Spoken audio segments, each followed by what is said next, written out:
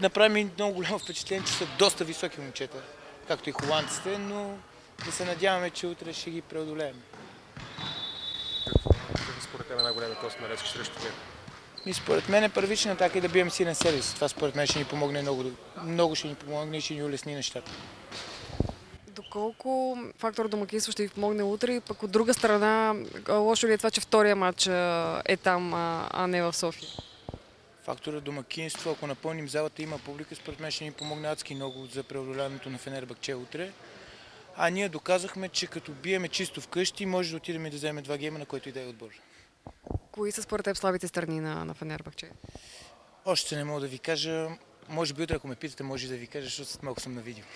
Готови ли сте чисто физически за всички тези сблъсъци, които предстоят Европа в първенството, този сгъстен цикъл? Трябва да привикваме бързо към нещата, защото иначе няма да оцелеем.